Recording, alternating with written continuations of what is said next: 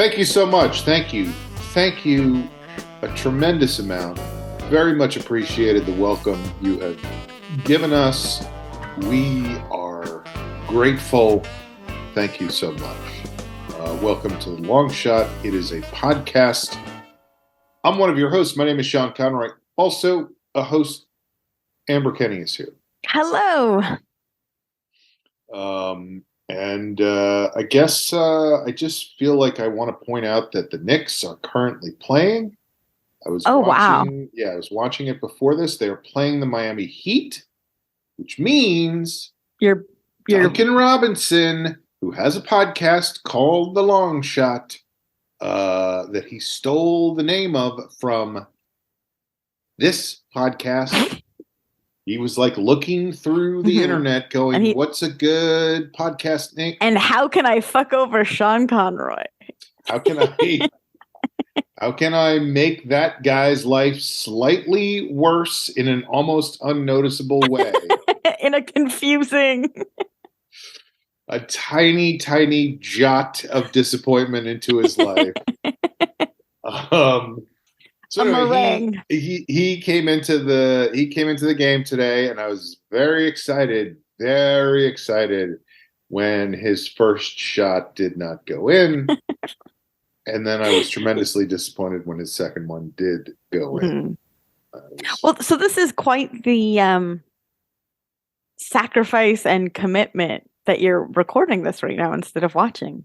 Yes, I had to turn the game off after this first half. So who knows what could happen in the second half. I have been a Knicks fan for over a quarter century, and it was great the first couple of years, and then a nightmare for many, many years. So this year is the first time in a while that it isn't good, although actively painful. Yeah, although they have not been doing well. So we'll see. I mean, I'm hoping they can turn it around in the second half. They're already down 2-1 in the series. It's a weird season for a lot of teams. Miami is good despite the fact that they have a player on their bench who is a podcast name plagiarist. Seems to not be affecting his performance. Well, he had a statistically worse season than he's had the last couple of seasons this year. So coincidence? Instant karma is going to get you. I don't know. Although he's doing very well in the playoffs. So who can say? But I just hope someday I come face to face with that motherfucker. Obviously, I'll be standing on a box because he's much taller than I am. But how tall is he? I actually don't know. I don't know. He might be. I have to assume. He talked about him more than he talks about himself on his own podcast. What is his weight in kilos and in what's the other one? Pounds. Yes. No, I don't know. I'm just assuming that he's like 6'7", 6'8". But I do not care for him. I know nothing about him. I've never listened to his show. You might love it. I consider him the number one fan. I consider him my arch enemy. Something else. It's like if Lex Luthor had never heard of Superman and he was like, I hate that guy. And I guess I just made myself an arch villain.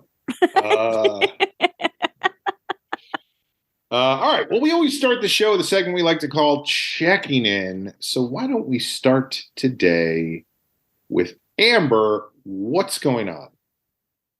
Yeah, I performed in a show on Friday night. It was a fun clown show. It's like become a reoccurring theme on the show. But Liquid Feet was asked to perform as part of a reoccurring clown show, and we aren't a clown troupe. We're a dance troupe. You could say that we do things that are maybe in the realm of clown, or like the Venn diagram there might overlap a little bit, but the Venn diagram of Liquid Feet and clown overlaps. I would say so, don't you? I don't know because I don't know what clown is. exactly how Yeah. clowning is or what it is or, Well, so we were asked to do this show, and I have because Abby invited me to go see a show I 2 months know. prior. Yeah. Um, it was Chad's show again, so I knew what the concept was with the conceit where he directs you live while you're doing your piece, and he's playing a character. He's kind of like a A pompous clown, perhaps? yes, but like it's very like pompous and mean and pretentious, like theatery. And then we go backstage and change into costumes and do the final performance. And it's all in the guise that we've been working on this piece for months and months and months, even though the first time we've ever done it at all is on stage live there. Right. So I'm sorry, can I ask questions during this or do you want to? Yeah, it's a dialogue. Okay. Because my first question is can I interrupt you? Is the name of the show The Interruptus? No, I'm curious to know, like you said, he directs you, then you go backstage and change, and then you come out and do the final number. Mm-hmm. So is the stuff he's directing you in a dance number, or is it like you're in rehearsal and he's going like more of this, less of this, step ball change, pas de bourrée, like that kind of shit? It's truly like he gave us a prompt 3 minutes before the show started. There's many groups too. And I know that's not what you asked, but it will answer a question in a second. I need to know these things. Yeah. So he gave us he's like a nugget of a prompt of an idea, and they play music, but it's basically we're improvising movement to a concept. Uh-huh. And then he'll stop and say like, what are you doing? What is your motivation? And like, faster, I need to believe you. Like So he's a clown, but he speaks. Yes. Yeah. Okay. And for some reason, I always think of clowns as either silent or that's mime. That's mime. No. I know mime. I know the difference. Well, I don't know the difference between mimes and clowns, but I feel like when you go to the circus, the clowns, they're like, oh yeah, like they don't really, Yes. This in this case, the clown speaks. And the reason I said there's multiple groups is because we're in our like rehearsal blacks, and he rehearses with each group for several minutes. And that's when we go backstage, we do the final show in the same order that we rehearsed it. Mm-hmm. And that's how we have time to put on costumes and get props or whatever. Right. I don't know if that made any sense. Well, I kind of got what I mean. What I mean is, we don't rehearse it, go backstage, and do the final. Like there's a chunk of time. There's a progression. Like one group rehearses their bit, which I'm assuming not everybody is a dance group. No, they're all pretty much clown groups. We were the only. You're the only dance. Yeah. So he does. They rehearse various clown bits. Then they do your dance bit. Then you go backstage, and the people who were rehearsing their clown bits come back out. So they're rehearsing their clown bits, but not in clown costume initially. They're in rehearsal blacks, which I have been in the theater a long time. I did not realize there was such a thing as rehearsal blacks. I apparently am not clownically trained, so I don't know that's... You're not a clown. No. But what was really funny about... So Dave, there's 3 of us in Liquid Feet. Dave has done quite a bit of clown training and clown shows. And if you've ever seen him perform, he's a clown. He's naturally very clown-ish. So I wasn't worried about him. I have done the tiniest bit of clown training, but I also just am aware of what it was. And I was a little bit worried that Tamra had no idea what we were getting ourselves into. Tamara's a diva. She's not a clown. She's top of her game all the time. She's not making sad faces and trying to fit in a car with lots of people. Well, the day of the show, I was like, oh, this should be interesting. Because she was like, hey, I didn't realize we were confirmed on the show. What dance are we doing? And I was like, it's not like that. No, we're doing rehearsal blacks and clowning, and then we rehearse, and then we go backstage, and the other clowns do their and then we do our final. And then Tamara, of the three of us, was the first backstage with all of the other clown groups. And she was like, when she saw me, she's like, what is the show? And everyone else seems to know what it is. Like, what are we doing? What is this? And I was like, it's fine. You just make it up as you go. But that said, I can't tell if we did well or not. I truly don't know. But all of that said, it was a 9:30 show on a Friday night. So I had like a Coca-Cola at 8 p.m. so I wouldn't get sleepy. Right. And then I came home around 11 and all jacked up on the Coca-Cola and just like the rush of performing because I don't do that very often anymore. So you do get like a hit of adrenaline, and I'm familiar. I basically couldn't sleep that night. I was like hungover on Saturday from a Coca-Cola and a 10-minute clown performance. Like I was like, this is crazy. It's tricky because if you're working in the daytime and you're used to getting up early and you stay up late doing a show and you have the show juice, I call it the show juice, coursing through your body. We gotta figure out how to bottle that show juice. I agree. and then you come off stage. It's like, how do you come down from that? You know? Well, and I should have just like stayed in the living room and watched a movie and just like naturally did it. But Jeff and Smudgy were like ready for bed. So I was like, okay, I'll go to bed. And I just kind of like laid there. It was bad. It was a bad night. Right. But it's also just so funny backstage of this clown show because it's like basically improvised. It's like one step away from improvised. It's so made up in the moment that everyone's scrambling to come up with costumes for their final performance.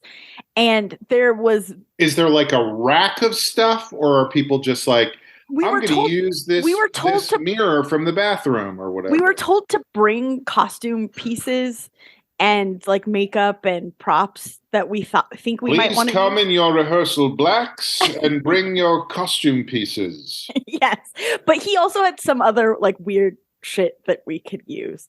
And I don't know. Maybe I'm just lazy, but like Dave and Tamara are like, oh, let's use this flashlight and let's use that and I was like, why? How? Like, how are you gonna hold it? Like, you can do whatever you want. I'm not going to. Like, I don't want to be in my head about like turning on a flashlight. I don't know. That just reminds me of when I first started doing Chicago City Limits, which was the improv group I was in with Eddie.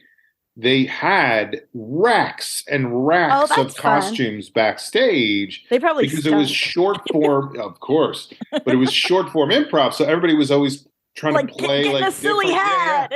Oh my God, it made me insane because everybody would they'd be like, I'm being a lifeguard. I have to find the whistle. Where's the whistle? Where's the whistle? You know, and it would be like this long blackout before the next piece would start. And then somebody would come out and they would look so exactly like a real astronaut, but the show would have a big hole in the middle of it.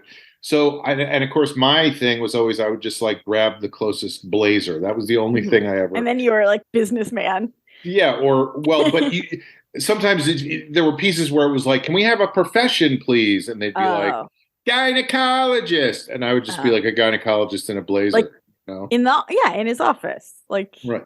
Hi, come on in. I don't wear my lab coat in the office, but I do have stirrups here, so jump on up. For sanitary reasons. But it was that all the time. Like it was so fun for some people to put costumes on, which I'm sure if you are a person inclined towards clowning, costuming is a lot of fun. Yes.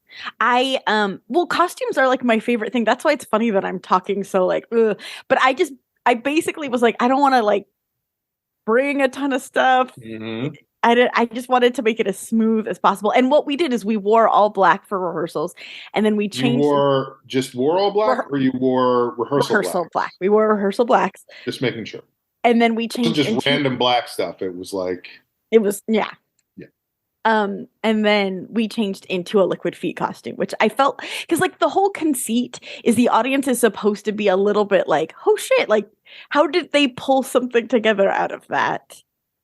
How did they make it look theatrical? Because it was nothing a second ago. Hey Bob, how did they make it look so theatrical? It was so different. Well, they went backstage and they put on costumes. So no, but they first came out in their rehearsal blacks, and then they had costumes on. But we were wearing like our You're right. Our gold lame matching costumes. Like I felt like that was enough to be like, oh, okay, all right, performance. Right. But there was one girl backstage in particular that was so like, you know how different people have different anxiety levels, I guess probably at all times, but definitely if you throw in a performance in there, yeah, it really people wig out and especially if there's a lot of wigs backstage. yes. And I would say that I also wig out, but I internalize it. I don't put it on anyone else. You're welcome.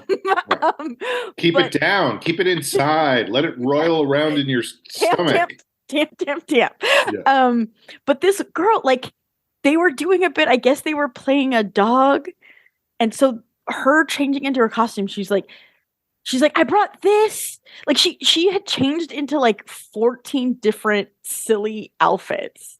And was so stressed out trying to make up her mind, or yes, and asking us like, should I wear this or like should it be like this? And we were all like, it doesn't fucking matter. Like the person she was doing a bit with finally was like, this is the lowest stakes it could possibly be. Like, I need you to number one, the audience is going to be dazzled by the fact that you started in rehearsal blacks and you then came out theatrically dressed in costume. Number two, none of those 14 outfits look like a dog. That was the thing. It was like, does this look more like a dog or is this? It's like neither. Like, what do you want to wear? Give yourself pause and stick your tongue out, and you have nailed the fucking dog. Well, she was playing the center of a dog.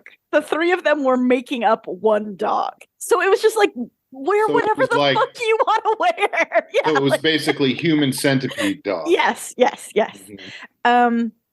So that was interesting, and it was the kind of thing where we came off stage and it was like, I have no idea if that went well or not well, or if we did it right or did it not wrong. But we did it. We sure did it. It started and then it ended.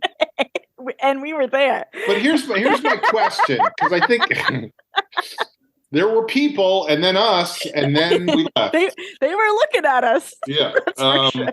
But here's my question. Is that a satisfying experience? Because for me, when I do a show, I know for a fact if it went well or did not go well.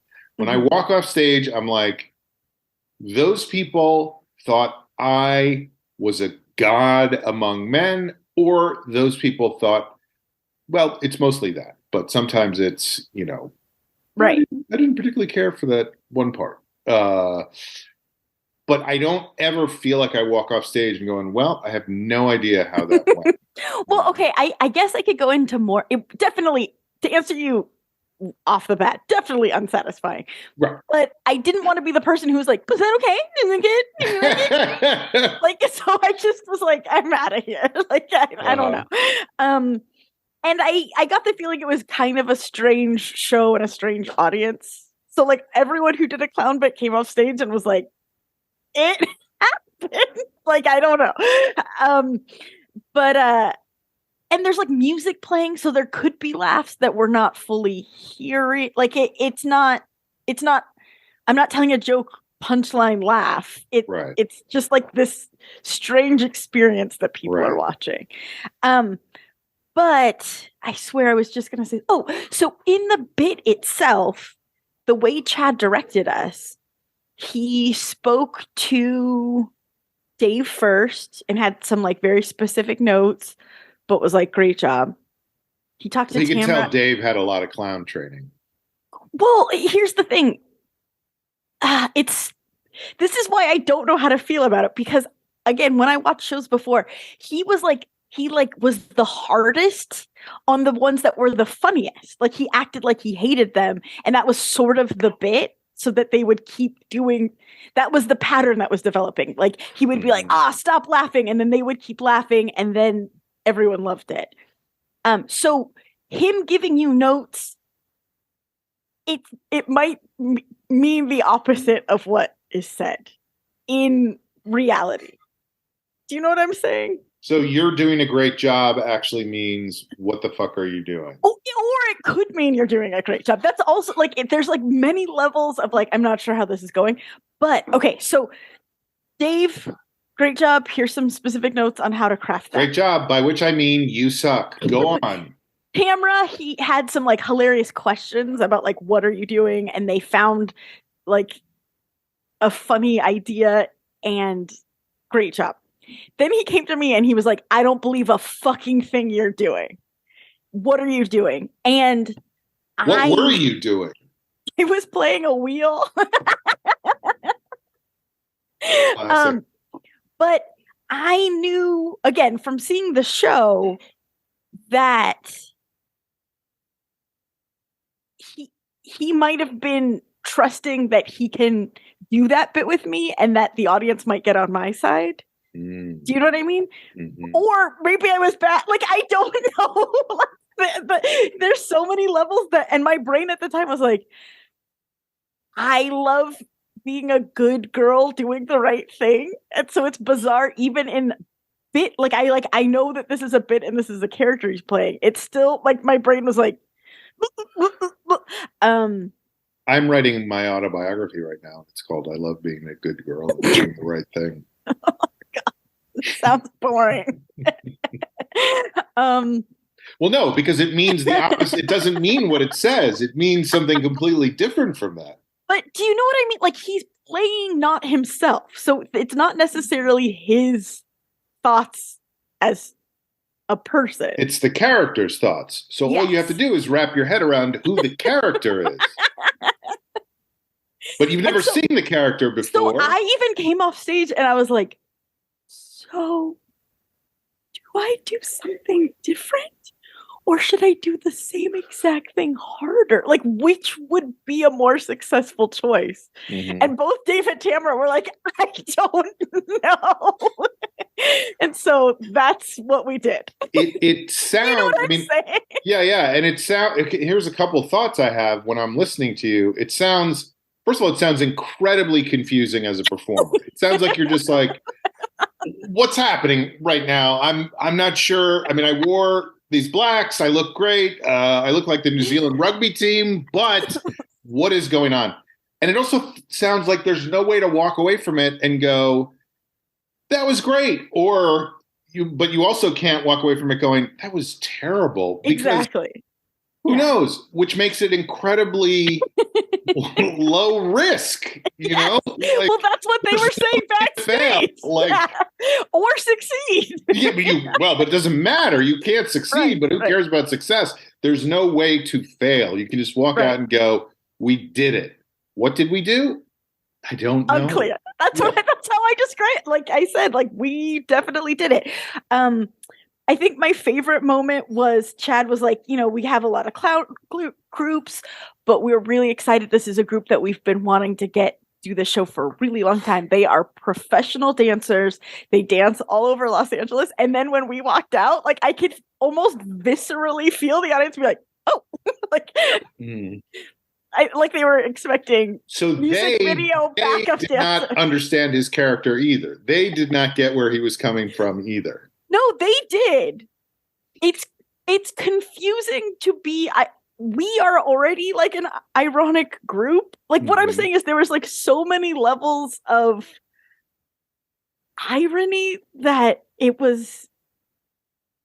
It's like an Alanis Morissette song. Or it like canceled each other out or something, that we were just like doing something earnest. I don't know. See, it's funny because it's not supposed to be funny, but the fact that it's not supposed to be funny is supposed to be funny, which it's not supposed to be. So therefore, it's not supposed to be funny. and it's but fun. also, like, I know Chad, and I know him. He's a nice, supportive guy, and I know that he wouldn't lay in, like, he wouldn't have laid into Tamra because she probably would have been like, "What the fuck, like, dude? who Like, is this guy?" yeah. So, like, I feel like the fact that he was mean to me was a compliment or on some level, that he trusted that I trusted him, but it's still a mind fuck. So if you know someone and they are mean to you, you feel like that's okay, and you can No, but I mean, like, that. he trusted that I wouldn't just, like, fall a fucking apart, that I understood what the construct was. Mm-hmm. And Well, I don't know. and so when's the next show? But anyway, that was Friday night, and that is my checking in. And you were then awake until 6 a.m. Yeah, I was, like, sleeping during the day on Saturday like I was hungover, and I was not. Mm-hmm. It kind of ruined everything, but it was wonderful, and I can't wait to do it again. Jeff did say, he's like, "You're having that Coca-Cola too late," but I was so scared of getting sleepy during the show. Yeah, I could have had it at like 6, I guess. Oh, Man, I'm so rock and roll. I have to, like, schedule my Coca-Colas. I get it. I'm drinking coffee right now, and it's 6:30. Oh, and you're toast. Too it's late. Over. It's over. But I, yeah, I feel like it's a thing that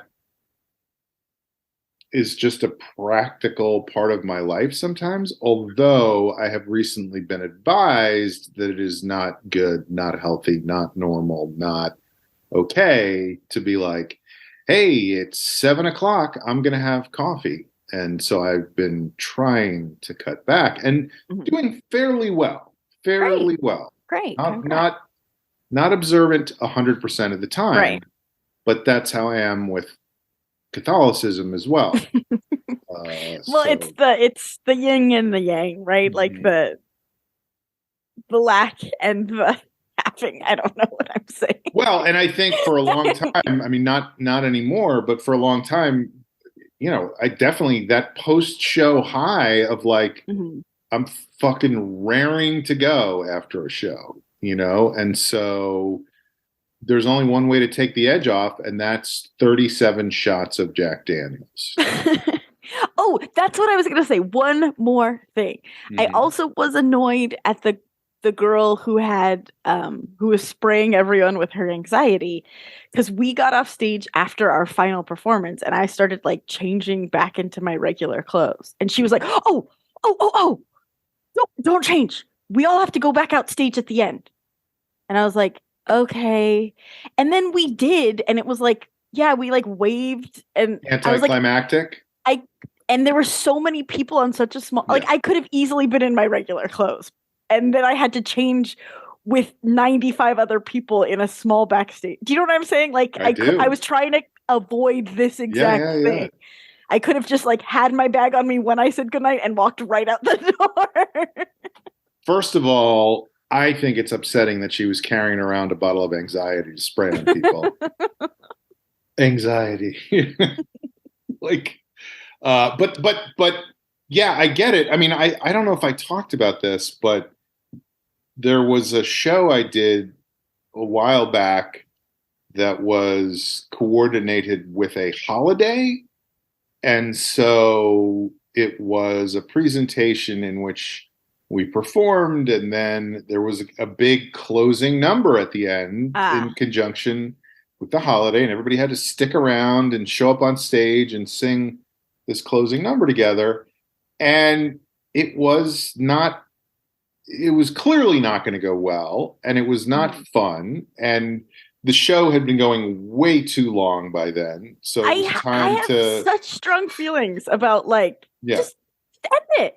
Right. So many shows do this weird, like, and I want to thank this person and bring this. And I'm like, no one gives a shit about any of this. You can thank them in person, and you can, like, I don't know. But here's the other thing about the time I did it was that there was a person in the show in a similar capacity to me who was a famous person Okay. and somebody that I know a little bit. I do not know well in any way. And when it came time to sing the closing number before we went on stage, that person was handed a microphone. Nobody Oh else was no. given a microphone. Oh That no. person was given a microphone. Oh no. And I, of course, found that hilarious. And this person, to be fair, is famous for comedic reasons. Not singing. No. And so, but so I thought it'd be funny to turn the fact that they were the only person with the microphone into a bit as we were going on stage. So I started talking to this person and going, how did you get that? How is there another one around that I Oh can my get a hold God. of? Is there, because I feel like probably there's people who want to hear. Unfortunately, No one this got the person bit. did not realize that I was doing a bit and was like, what are you talking about? Like very, and so that made the singing of the closing number Even more even more uncomfortable. fraught with peril. Yes. You say uncomfortable, I say fraught with peril. Mm. Spraying with anxiety. Yeah, it was much more sprayed with anxiety. Anxiety by Calvin Klein.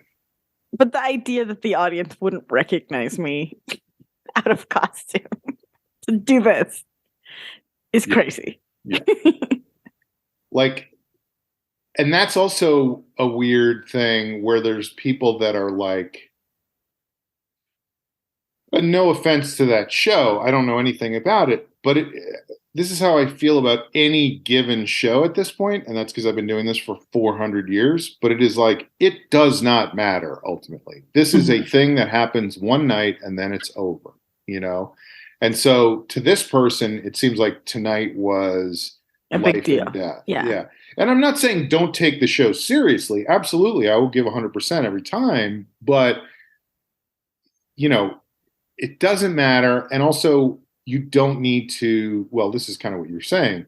You don't need to try to get other people to take it as seriously as you're taking it. Right. You know? Well, but I did. Again, I was the good girl who followed the rules and didn't change. And I really regretted that. I hate because it was really annoying. I mean, there were so many people backstage in a very small room as soon as that bye part was over, and it was chaos. I just changed the name of my autobiography to The Good Girl Who Followed the Rules. But it's ironic because It's not supposed to be funny. It's supposed to be truthless. It's supposed to be a lie. All right. So anything else with your checking in? You That's did a my show that was confusing and there's no way to tell if it went well or not. And then you stayed up all night. Yeah. Despite Jeff's advice not to drink Coke that late. Okay. Well, then I'm going to talk about a show as well because I did a show this week also. Wow, look at us. What is it? We're show people. We're traveling. 2017. We're tinkers. Oh no, tinkers is not. That's not a show person. Tinker, Tailor, Soldier, Spy. Right. Correct. Yeah. No, I know where you're going. I did get a. This is not even going to make sense, but we'll see if I can find a way to post it or get Aaron to post it. Let's see how far into this are we. Oh boy, there goes my phone. Can you hear it or no? No. Okay, good. Oh no, I do. Well, it's going to ring for like 10 minutes now. This drives me insane, and it's You all can the way turn off across. Sound. How do I turn off sound? Don't. I stopped the recording. Okay. Accidentally delete it. No, I didn't stop it. I'm saying that's what I would do. You threw your computer in the fire. No, I know you can turn off sound on your phone. I'm just saying sometimes I remember to turn it off and sometimes I don't. Ah. And when I don't and it rings, it's just like, but I'm sure, whoever was on the other end is important and delightful. I never have the sound on. I sometimes turn it on if I'm like, oh, I think I'm expecting a call, and then I keep mine immediately off turn it all off. the time as well. Yeah. And I always miss people when they call because the phone is off. And then I'm like, shit, I should have had the phone on. But then I have it on at a time when it shouldn't be on. Anyway. Life's hard. What was I just going to say? Oh, I was talking about the show that we did on Saturday. Oh, Tinkertailor. Oh, that's what I was going to say is I got this. I'm going to see if Aaron, I was going to check the time. Right. Oh, no. I was going to see if ding, ding, ding. It's just, we're stuck in another loop. No, I got a text from a guy from I don't know from who. It was like a random text that just said, "Hello, are you Steve Dentist?" The scammers are getting real savvy. So I wrote back and I just said, "No, I am Gary Butcher. Hello." And then they wrote back and they were like, "I am sorry to disturb you. I did not know this was the wrong number." And I'm like, "Well, you clearly didn't know it was the right number because you were curious." Anyway, we've been going back and forth all day. Steve Dentist is incredible. I know, Steve Dentist. That's the name of. And they were both capitalized. Are you Steve Dentist? Yes, that's my last name, Dentist. I'm a doctor. So we had another mixtape improv show on Saturday night. Obviously, there was a lot of buildup to the first one. There was a lot of kerfuffle ahead of time, and like I felt like Kevin, the guy who's producing it for me, and myself really like did a decent job. Not a great job, but as well as I'm ever going to do with pushing stuff on social media and putting it up on Instagram and like getting a reel and getting people to, whatever. And we got a decent house out. You did. For the show. And it was really fun. And then the second week, it's just hard to maintain that. It is. Like you finish the show on Saturday, you have a Coke, you stay up until 6 a.m, you're hungover on Sunday from all the Coke, and you just can't get it going quickly enough. And also I was dealing with, this is how I function with these shows, is always scrambling at the last minute to go like, who's in the show? Who's doing it? And hopefully it'll start becoming. That's what I was going to say. Is I'm trying to get it better in terms of like cycling through people and people knowing ahead of time and whatever. Right, and you'll have a system that you just plug them in, or have them confirmed like 3 shows ahead of time. And same thing for social media is like we know on Monday we do this, Tuesday we do this, Wednesday we do this, Thursday we do this. Friday you go quiet. Friday we go dark because it's the Lord's Day. Rehearsal black, right? But anyway, I did not have those systems in place, and so I was kind of all week just going, I don't know what the fuck is going to happen.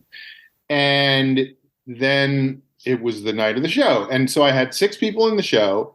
2 of them dropped out last minute, which is again I think I forgot about with improv is that everybody is such a fucking flake that does this. And they're like, yes, I'll absolutely. And I'm that way too. It's like, yes, I'll absolutely be there. And you're like, I don't want to drive across. No, I won't. The city. Yeah.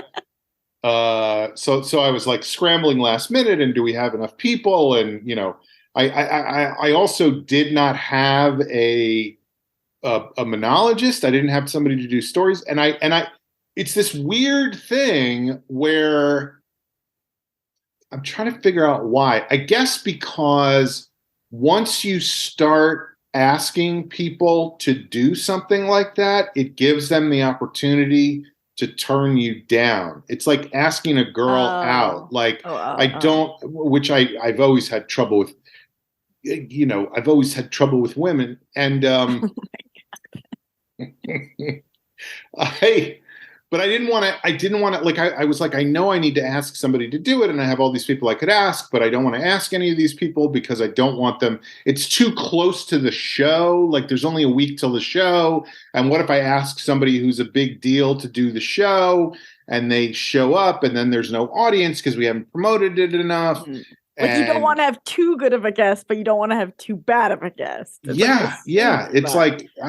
Anyway, and it's crazy. It's like my brain going nuts all no, week. But I totally but frozen, understand. like not able to move forward in any way, And then finally I asked somebody to do it who was fantastic, like really, just really, really great, and like good enough that one of the other people at the show who knows a lot about improv and has done a lot of improv and has been doing it for a long time was like, you should have him there every week. Like he's, so that was really nice. And the audience was great. Like, oh, that's so good. Not as many people as last time, but they were so into it and so nice. And so it just made me feel like, and some of them were people who had been there the previous week, like and clearly had seen the show and said, I'm going to come back and see it again.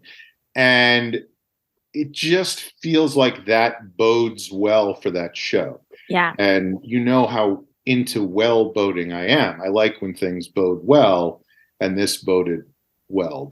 So totally. Well, and I was going to say, it seems like you avoided that curse, but often starting a new show, I've seen it so many times with like shows that I've produced and friends shows.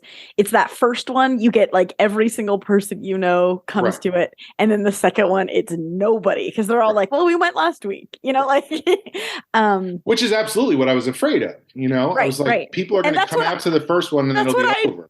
I did, because I was like, oh, I should go. I should support the second one. The second one's tough. And then I'm sorry. No. I get that. You have your own clowning to do, I was still tired from the night before. But it just was like, oh, this actually could work if we can get all these systems in place and have a regular place to perform and do the thing that I well, and do. I'm sure, I don't know, you might have a rebuttal to this, but I'm sure even ASCAT wasn't exactly ASCAT the first week it was done. Like, shows take a while to evolve into what they are, and it's funny because to be okay with that.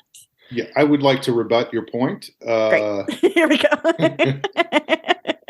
No, you're absolutely right. Like I again, somebody who was there from the early days was like, look, when we used to go see that ASCAT show at Solo Arts in New York in 1996, there were nights when there were only a few people there, and it wasn't, and it took a while to build up that audience. Build it overnight. Yeah. And you can't. And that was like a magical time and a magical place. And I don't have that expectation, but it would just be nice to have a regular show with a regular audience that comes out. And when we talked about this last week, but that space is so intimate that there's just something about it that really works for that type of show, that even when it isn't full, it's great. And if it was to be full, it would be like electric. Yeah. Right. So that's what we're shooting for. Where did the monologist do their monologue, and where did they sit during? Yes, we focused much more on staging this week. Having failed so miserably last week. Not failed so miserably. I know I know the subtext, Amber. No, how would you learn without doing? Chad was like, "What's going on? What are you doing?" Which is a compliment. Yeah, right. He was being ironic. No, I mean it was a mess last week because we had never been there before, and with any of these things, you kind of go, oh, it'll be fine. People are experienced enough that they'll know what to do in the moment. And that's just not how it works. Yeah. So this time, I very specifically said, we're going to have 2 chairs here and 2 chairs here.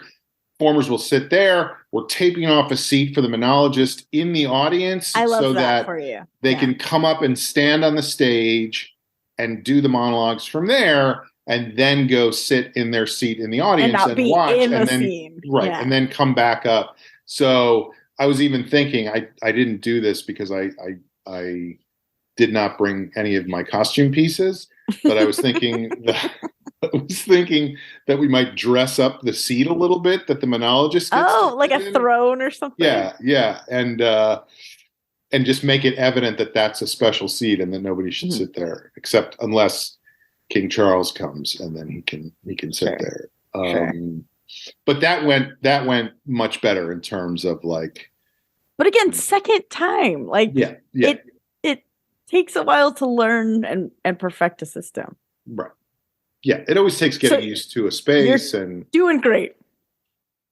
Oh, I hope so. I mean, we'll see. We'll see. Are you enjoying performing? Because I know you said last time you were a little bit like you didn't fully. I was looking at my clock the whole time. You were sort of producing, then performing. Like you didn't get all the way out of your head. I call it my clock. It's actually my phone. I don't carry a clock. I carry a phone, but it has a clock. That would be dope as hell if you just carried around like an old timey alarm clock with like that guy has a bomb. Oh no, it's just a clock. But I figured out, and this again is just getting used to the space. I could have done this last week, and I did not know it was a thing. That the guy who's in the booth, there's a red light in the back of the house. So he can turn that on at 25 minutes, and then we just know, or whatever, 27 minutes or 29, whatever, however long we want him to do that. And that gives us 5 minutes to wrap it up. And that's just a million times easier than like not paying attention to the scene and looking at my looking at my clock that I have in my phone.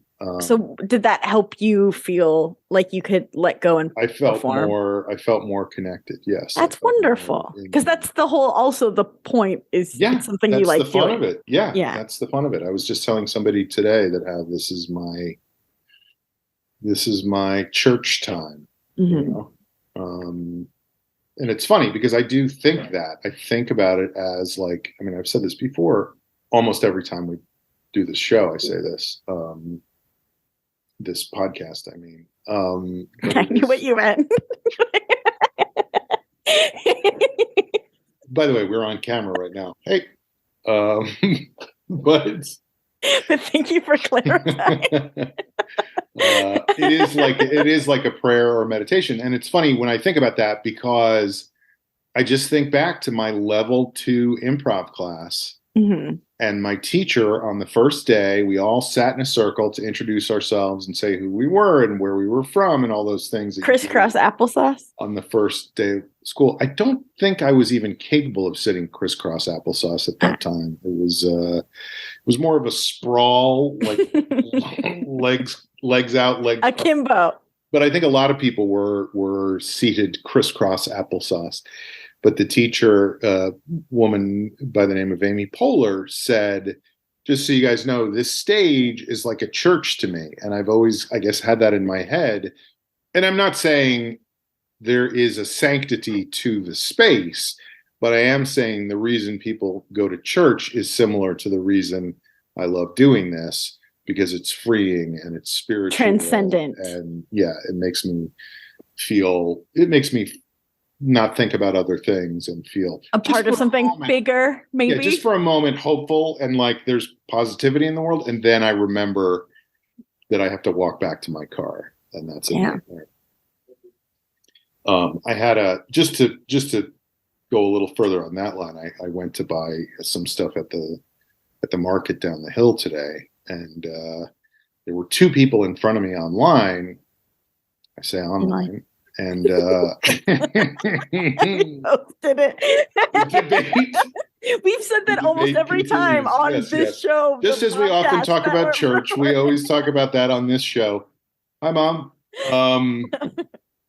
But there were 2 people in front of me. The person at the register went to put her card into the machine and knocked the whole machine off its stand and knocked the cover off the machine and disconnected it from the electrical outlet that it was plugged into. Oh my God, I've never seen that.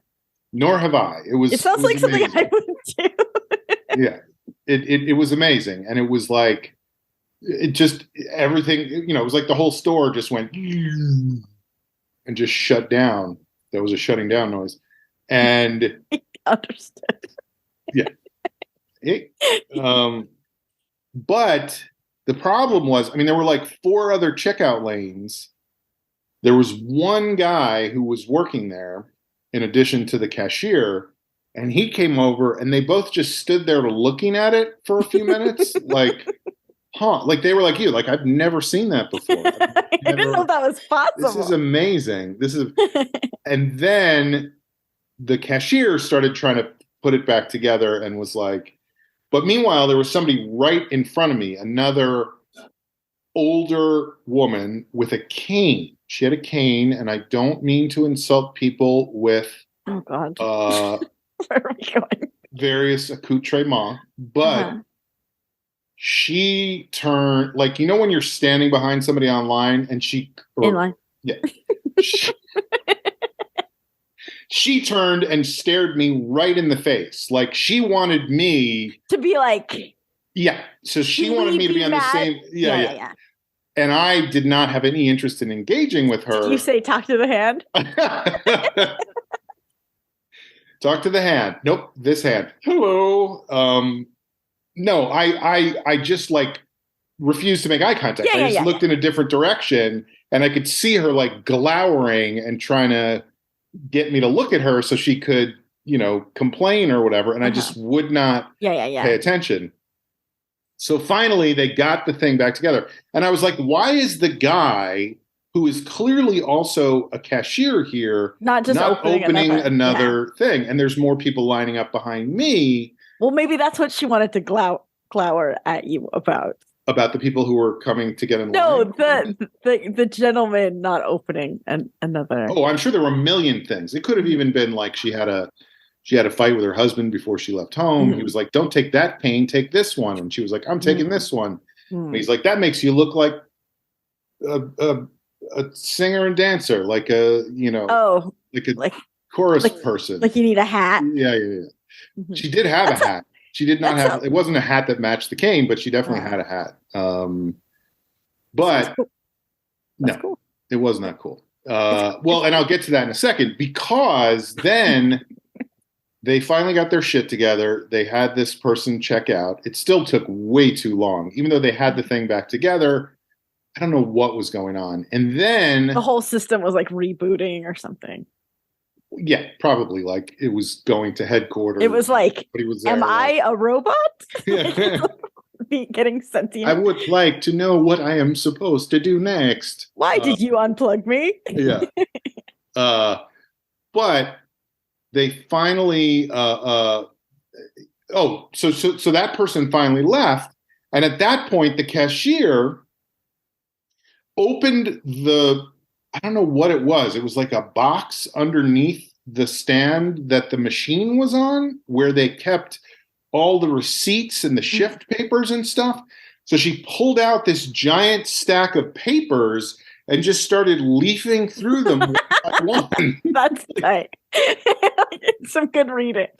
So I'm like, the person in front of me is glowering at me. She's looking at all the things. We've been there now for like 15 minutes. Like, wait. Mm-hmm. 3 people online, 3 more people behind me have come in. It's not a busy place. Just no one is allowed to leave. It's like Hotel California, you know? Mm-hmm. And finally, I don't know why they had to do it at that moment, but she pulls one like receipt out, hands it to the guy who's also the other cashier.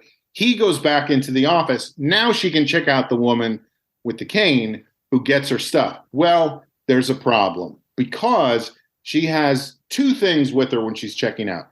She has a big 2-liter bottle of Pepsi, and she has a 2-liter bottle of Pepsi that is empty. And she wants the deposit back for the empty bottle. No, I can't. Have you seen where you are? This is not possible. You need simple transactions. And she's like, yeah, so I paid for this here. I should be able to get my deposit back. And the woman, the cashier, who's also, already dealing with already dealing with like the broken checkout screen, and she's probably a little shaky receipts. From like she's about to faint. They put up a fainting couch behind her. Mm-hmm. She's got the vapors, and so they're arguing about whether she can get her 10 cents deposit back. Oh my God! Here's a dime. Get out of here! I would have jumped in so hard. Then she finally gives up. You know, it's one of those things where she goes, fine, I guess I'll just find a recycling center or whatever. Yeah, which is what you should have done the whole She gets her time. thing. So then I buy my stuff, and I'm not going to tell you what it was because I don't need people knowing the kinds of things I buy at a store. But how many items are we talking? 2 items. Bigger than a bread box? One bigger, one smaller. Whoa, okay. I know what it is. Actually, it was 2 bread boxes, but both of them were unusual sizes. Was it CVS? No, it was across the street from CVS. I thought I was going to be able to get the thing I wanted at CVS, and I went in there. That was okay. Time out. We're going to go into CVS for a second. Okay. Because I go to the CVS. Flash forward. Zoom to. I go to the CVS because I had to pick up some stuff at CVS. I go to the counter at CVS. I forgot that the guy behind the counter at CVS saw me one time with a Mr. Pickles sweatshirt on and was like, oh, Mr. Pickles is so scary. So he knows, and I was like, I wrote that show, and so he knows who I am. So he starts going like as if we're in a conspiracy together.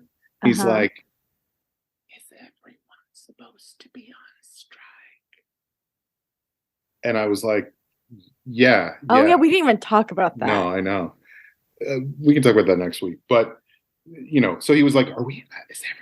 And I was like, yeah, we're it's not also supposed public. To. Yeah, right. It's the opposite but of a secret. Then he goes like this. He goes, I thought so, but I just wanted to make sure.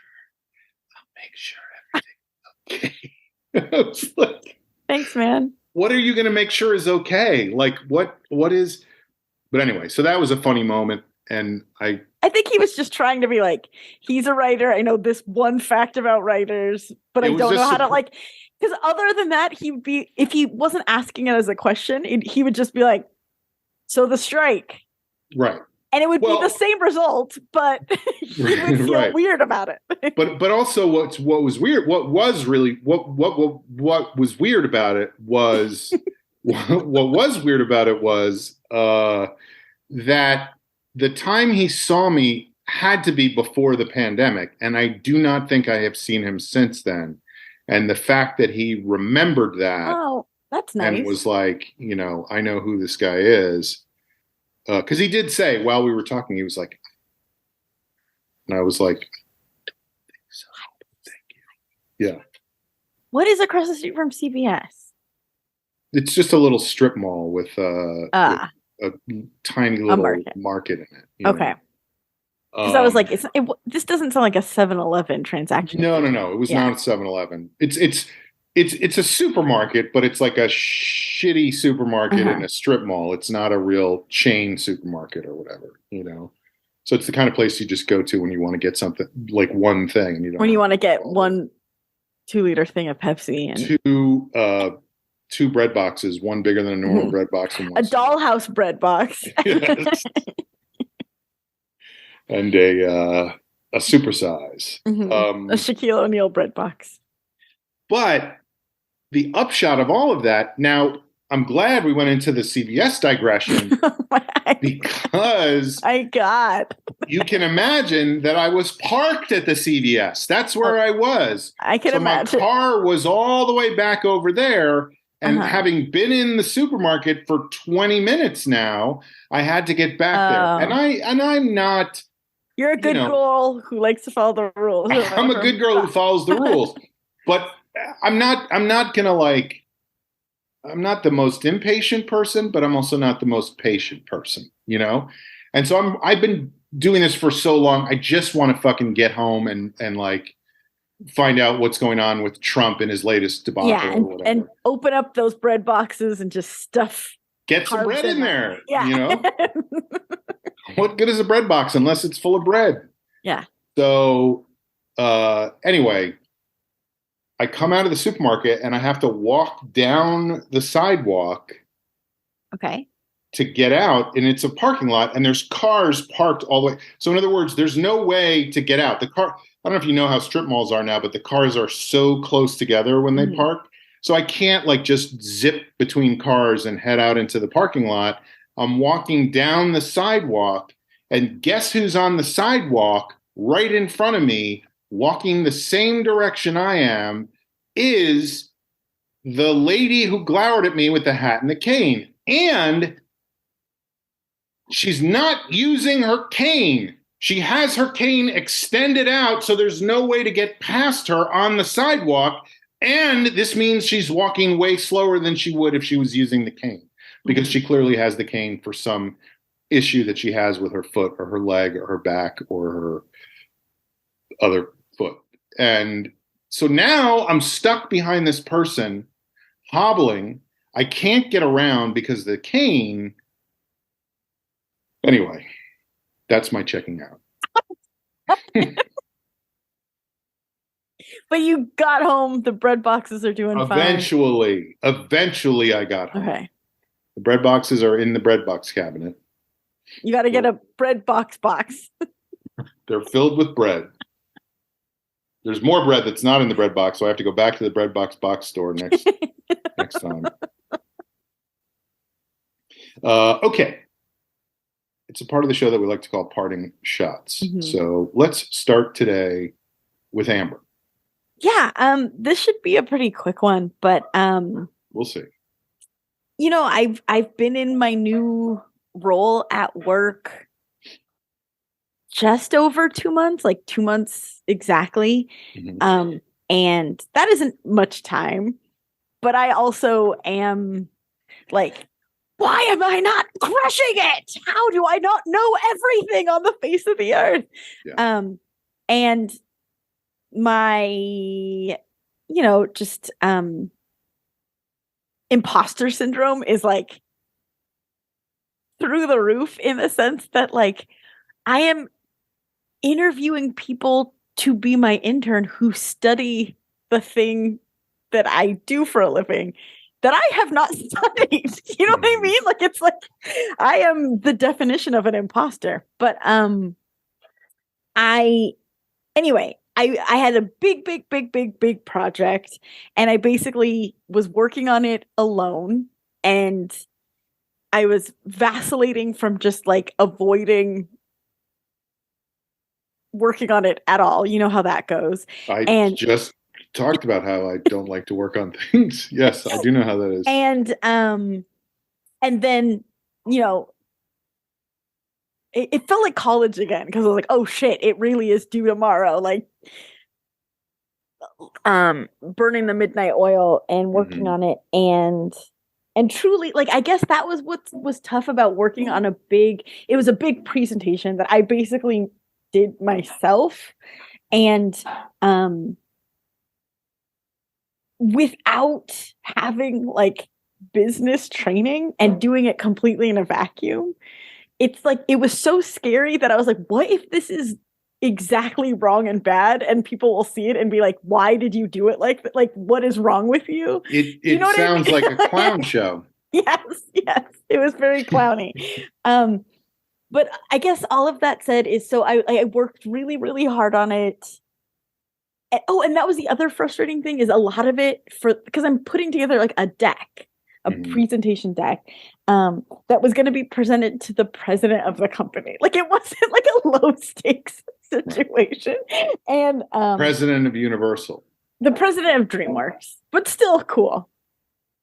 Teamwork DreamWorks. Yes, Mr. Shrek himself.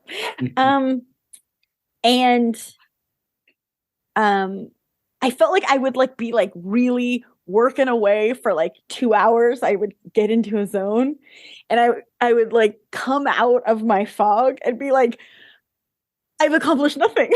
When I like look at it's like one slide is done, and it felt like I had put so much into it. I was like, this is horrible. Anyway, I finished it, and my boss was like, great job. And I was like, oh, like, that's all I needed.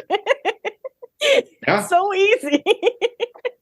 And now you know that I can do what it. Yeah. Yeah. And that takes a little bit of the pressure off, although the next time it's going to be for the king of the company. Right. Yeah, and it's weird. I guess like that is what my job is, because I just make a deck that my boss likes, and then he presents it to the president of the company. Give credit where credit is due. But yeah, it is. I think I like my job. That was the whole point, is that I was like, what am I doing here? Like, this is horrible. I've made a huge mistake. And then he just literally 2 words, like, good job. And I was like, I'm doing exactly the right thing. I'm in the right place. Like, the sun is shining. It just changed your whole perspective. It's so silly. It's like all it took was that one person saying good job. I'm just a dog who needs a bone. It's so dumb. Anyway, so that is my parting shot. Is things are okay. And also, if you are in a management position, I would say recognize your people even more than you think you need to, because it goes a really long way. Good thing to keep in mind. I wish I had thought about that more when I was in a management position. Who knows if I'll ever get there again. You will. I will. Okay. Here's my parting shot. Very, very tiny thing. I do think that going forward, we are going to do, and I've talked about this before, we're going to do live streams of this show. I would love for people to see it. There are some our t-shirts. We have a lot of we haven't. I'm hoping this week to sit down and put together a deck for the t-shirt presentation. Okay. To send to the head of DreamWorks. I've got notes. Yeah. We'll get to that. But this is just about the show that I'm doing, the improv show. We are going to do a live stream of that. I would love for people to see it. I think that, obviously we'll promote it on social media. So please follow Sean Conroy on Instagram, on Twitter, on Facebook. Follow Mixtape Improv on Instagram and Twitter. But also, and I feel like this is, I'm preaching to the choir or to people who just don't give a shit, but I am going to. Those are very opposite things. No, I know, but I'm like, either they already have done what I'm about to say, or they don't care. Nobody on the fence. Yeah. No, because what I was going to say is go to my website and sign up for my newsletter, because I'm about to restart that and use that in a different way than I've used it before. I'm still going to be writing stuff about just the bullshit I've always written about, but also other stuff too, and also promoting this show that we're on right now. No, I understand. Also I got the show that we, all the shows, past shows that we were going to put still here. So sign up. If you go to my website, it's very easy to sign up. It's the front page of SeanConroy.com.